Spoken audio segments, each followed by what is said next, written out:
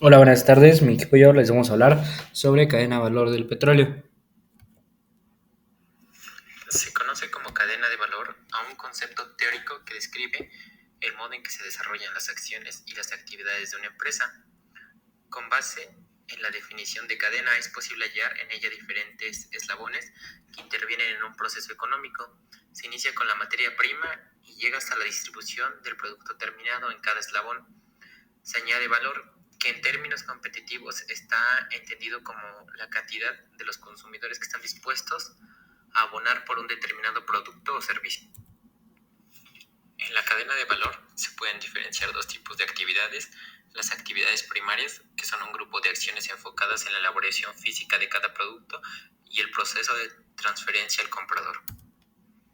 Se distinguen 5 actividades primarias, que son la logística interna, la cual comprende operaciones de recepción, almacenamiento y distribución de las materias primas. El área de operaciones o producción, encargados del procesamiento de las materias primas para transformarlas en el producto final. El área de logística externa, enfocada en el almacenamiento de los productos terminados y distribución del producto al consumidor. Continuamos con el área de marketing y ventas, que realiza las actividades con las que se publica el producto para darlo a conocer. Y por último, nos vamos con el área encargada de las actividades de servicio, de postventa o mantenimiento, que se encarga de las actividades destinadas a mantener, realzar el valor del producto y aplicar garantías. Las actividades de apoyo son un soporte de las primarias y en ellas se incluye la participación de los recursos humanos. Por ejemplo, se distingue la infraestructura de la organización y actividades que prestan apoyo a toda la empresa, como la planificación, contabilidad y las finanzas. La dirección de recursos humanos se dedica a la búsqueda, contratación y motivación del personal, desarrolla tecnología, investigación y desarrollo. Son los generadores de costes y valor. Y por último, las compras. La cadena de valor del petróleo está conformada por todas las actividades económicas que ocurren durante la exploración, producción, transporte, procesamiento y almacenamiento de los recursos naturales no renovables, llamados también hidrocarburos. Estos están conformados por material orgánico, que al exponerse a ciertas presiones y temperaturas puede estar presente en el yacimiento como gas y o aceite. La cadena de valor del petróleo tiene lazos muy fuertes con la tecnología, la cual permite que todos los procesos sean sustentables a través del ciclo de vida del aceite y gas. En México, esta cadena de valor se ha ido desarrollando conforme el sector va abriendo sus horizontes hacia nuevas áreas de oportunidad. Esto permite que los procesos sean más precisos. La cadena de valor del petróleo y gas representa la secuencia de las actividades que se producen desde las fuentes de suministro hasta los mecanismos comerciales, por lo cual se vende en el mercado mayoritario el petróleo, los productos del petróleo y gas. Este proceso incluye upstream, que es exploración y producción; downstream, transporte y almacenamiento; y downstream, que es refinería y mercados de venta al por menor, lo cual a continuación se lo explicarán mis compañeros.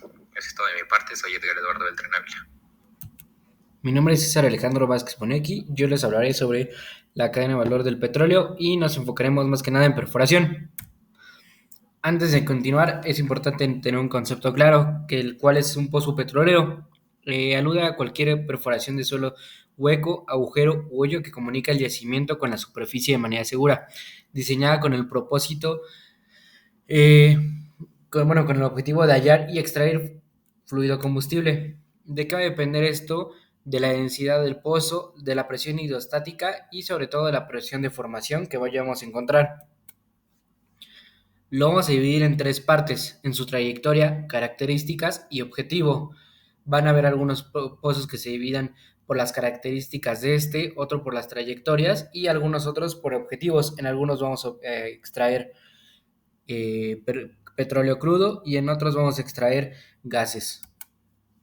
Su clasificación de los equipos es entre terrestres y marinos. En los terrestres tenemos los autotransportables y los convencionales, mientras que en los marinos las fijas, que se bien conocidas como FIX, flotantes, autoelevables igual divididas con patas independientes, y MAT, las cuales son que no tienen sus patas independientes, sino se tienen que mover absolutamente todas juntas. En perforación vamos a manejar cinco sistemas del equipo. Uno que es el sistema de potencia, el sistema de rotación, el sistema de izaje, el sistema de circulación y el sistema de prevención de reventores. La cadena de valor del petróleo. Esta perforación es el proceso de construir un hoyo en el subsuelo para explorar y o para extracción de recursos naturales, tales como el agua, gas o petróleo. Los requisitos que deben cumplir los operadores petroleros para la perforación se establecen en el Código de Regulaciones Federales número 43, parte 3160. Esta regulación establece que los operadores deben presentar una solicitud de autorización para la perforación. Una vez que cuente con la autorización, el operador deberá presentar una propuesta detallada de las operaciones a realizar durante la construcción del pozo para su aprobación. La perforación del pozo consiste en hacer un agujero a partir de los movimientos rotatorios que hace la barrena. En este proceso se inyectan fluidos para extraer los recortes de roca y tierra y llevarlos a la superficie. Posteriormente se inserta una tubería de acero y cemento para darle estructura y fortalecer el pozo. Esta parte de la operación es compleja y costosa, por lo cual debe pasar por un proceso de planeación y ejecución. Barrenas. Es la herramienta utilizada para triturar o cortar la roca. Todo lo que se encuentra en un equipo de perforación asiste directa o indirectamente a la barrena para la trituración o corte de la roca. La barrena se encuentra en la parte inferior de la sarta de perforación y debe cambiarse cuando se desgasta excesivamente y deja de avanzar. La mayoría de las barrenas funcionan raspando o triturando la roca, o ambas acciones a la vez, generalmente como parte del movimiento de rotación. Algunas barrenas, denominadas barrenas de tipo martillo, martillan la roca verticalmente en forma similar a un martillo neumático, utilizado en operaciones de construcción. Casing. Perforación con casing es la tecnología en donde el casing o revestimiento es usado como la sarta de perforación en lugar de la tubería común de perforación, de modo que el revestimiento desciende conforme se profundiza el pozo. Es así que el sistema de perforación con tubería de revestimiento integra los procesos de perforación y entubación para conformar una técnica de construcción de pozo más eficiente. Extracción. El petróleo crudo extraído se procesa en refinerías para obtener combustibles, aceites, lubricantes y asfaltos. Muy a menudo, el petróleo crudo se separa en fracciones sin un cambio químico de sus componentes. De esta manera, gases de refinería volátiles a temperatura ambiente, como el éter de petróleo, con un punto de ebullición de 35 a 60 grados centígrados, gasolina ligera y pesada, queroseno, diésel y mazuto, son obtenidas. El petróleo crudo se somete a diversos procesos. Tema 6.4, refinación, presentado por Aguilar Cruz Pedro Fabián. Bien, les comenzaré a hablar sobre lo que es una refinería y los procesos de refinación. Una refinería es un centro de trabajo donde el petróleo crudo se transforma en sus derivados. Esta transformación se logra mediante los principales procesos, que es la destilación atmosférica, la destilación al vacío, desintegración catalítica, hidrotratamiento, reducción de viscosidad, coquización, alquilación, reformación, isomerización, TAME y MTBE. ¿Cuáles son sus principales productos? Como principal uso está el gas LP, que es un tipo de combustible, el cual es un uso doméstico o industrial, el cual es una mezcla de propano y butano comprimido y licuado. Proviene ya sea de líquidos del gas natural y gasolina natural o de los procesos de refinación del crudo. Como número 2 están las gasolinas, que es un tipo de combustible, su uso es automotriz. En su forma comercial es una mezcla volátil de hidrocarburos líquidos con pequeñas cantidades de aditivos apropiada para unirse como combustible en motores de combustión interna con ignición de chispa eléctrica con un rango de destilación de aproximadamente 27 a 225 grados centígrados. Como número 3 está la turbocina, que es un tipo de combustible especial, con su uso es la aviación, que es destilado del petróleo similar a la querosina, líquido claro, olor a aceite combustible, insoluble en agua, también conocido como los nombres de jet fuel y combustible de reactor. Como número 4 se encuentra la querosina, que es un tipo de combustible que también se utiliza como uso doméstico o industrial, el cual es destilación del petróleo crudo. Su olor, contenido de azufre y características de ignición varían según las propiedades del crudo del cual provienen. Su peso específico está dentro de un rango de 0.80 a 0.83 y su punto de ignición es de 66 a 80 grados centígrados. Por último, se encuentra el combustible diésel, que su uso es para automotriz. Es un combustible derivado de la destilación atmosférica del petróleo crudo. Se obtiene de una mezcla compleja de hidrocarburos paraníficos, oleíficos, nafténicos y aromáticos mediante el proceso del petróleo. Es un líquido insoluble en agua y olor a petróleo. ¿Cuáles son sus principales usos? Sus combustibles específicos para transformar la industria, generación eléctrica y uso doméstico. Por ejemplo, la gasolina, como lo mencioné, es utilizada en los motores de combustión interna de automóviles principalmente. El combustible se utiliza en las grandes plantas termoeléctricas y en las calderas de los buques. El diésel se utiliza fundamentalmente como combustible en el parque vehicular equipado con motores diseñados para combustible diésel. Por ejemplo, camiones de carga y servicio ligero y pesado, autobuses de servicio urbano y transporte foráneo, locomotoras, embarcaciones, maquinaria agrícola, industrial y de la construcción. La industria en el mundo.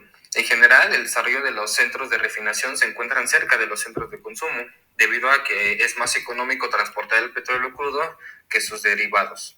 Las regiones que mayor participación tendrán en cuanto a aumento a capacidad serán Asia-Pacífico y Medio Oriente, cuyos incrementos representan un 38.3% y un 42% respectivamente del total del aumento de la capacidad mundial. La industria en México. La industria de refinación en nuestro país presenta distintos retos, entre los cuales se encuentra la creciente demanda de los productos derivados del petróleo, vinculada al desarrollo económico del país. El compromiso en el cuidado del medio ambiente a través de elaboración de combustibles cada vez más limpios, maximizar el calor del petróleo procesado, mejorando la eficiencia y rentabilidad.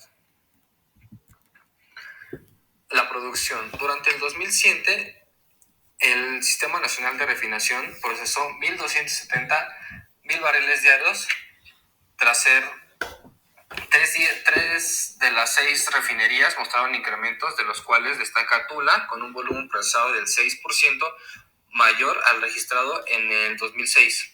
Le sigue en importancia Cadereyta, con un 1.5, en menor medida de Minatitlán. En contraste, las refinerías de Salina Cruz, Madero y Salamanca disminuyeron un proceso del 6.4, 5.3 y 4.5%, de los cuales 1.270.000 barriles diarios procesados por el Sistema Nacional de Refinación, el 6.2%, el 56.2% fue crudo ligero y 38% crudo pesado. Al informar que el gobierno de los Estados Unidos autorizó a Pemex la compra de la refinería Deer Park a la empresa Shell, el presidente de la República señaló que con esta operación, más de la coquización del Tula y la nueva refinería en Dos Bocas, el país incrementará la capacidad de refinar en 700.000 barriles diarios de petróleo, a lo que suma la rehabilitación de 6 refinerías por 10.000 millones de pesos. A su vez, producirá 1.200.000 barriles diarios en el próximo año 2023. Almacenamiento y comercialización. Downstream. Es la tercera y última etapa en donde la cadena de valor está conformada por todos los procesos y subprocesos que se realizan al aceite y al gas anteriormente recolectados. Esta última etapa abarca lo que viene siendo la comercialización y el almacenamiento, ya que todos los productos que se generan a partir del procesamiento del aceite crudo se llegan a distribuir por los distintos canales de venta, tanto nacionales como internacionales, hasta llegar a un consumidor final. Almacenamiento. Actividad enfocada en depositar y almacenar los hidrocarburos petrolíferos, para así salvaguardar la integridad del material. Estos depósitos pueden estar ubicados en la superficie, mar y subsuelo. Los terminales de tanque son instalaciones en las que se puede almacenar y manipular productos y derivados del petróleo, sustancias líquidas o gaseosas. Los terminales de tanques están formados por varios tanques individuales, generalmente en superficie, que pueden tener una forma cilíndrica. Comercialización. En este eslabón se realizan todas aquellas actividades de carácter comercial para colocar los productos a disposición de los usuarios. Normalmente se utilizan distribuidores mayoristas o minoristas. Y como último punto tenemos el transporte. Existen dos métodos que son más utilizados con frecuencia: los oleoductos de caudal continuo y los buques petroleros. El resto de transportes como vagones, cisternas, camiones, ferrocarriles o barcos de cabotaje suelen utilizarse más para distribuir los productos que se derivan del petróleo. Consiste en transportar desde la boca del pozo hasta los sitios de almacenamiento y procesamiento, como son las estaciones de bombeo, refinerías y centros de comercialización. El oleoducto es fundamentalmente para entender cómo se transporta y se distribuye el petróleo. En general, está formado por un conjunto de instalaciones formadas por tuberías para transportar el petróleo, pero no solo contempla la tubería, sino que también las instalaciones necesarias para su explotación, como depósitos de almacenamiento, estaciones de bombeo y equipos de limpieza. En un oleoducto, el petróleo crudo circula por una tubería gracias al impulso de que proporciona una estación de bombeo. El crudo parte de los depósitos de almacenamiento donde, por medio de una red de canalizaciones y un sistema de válvulas, se pone en marcha la corriente o flujo del producto. Y de esta manera es como funciona un oleoducto.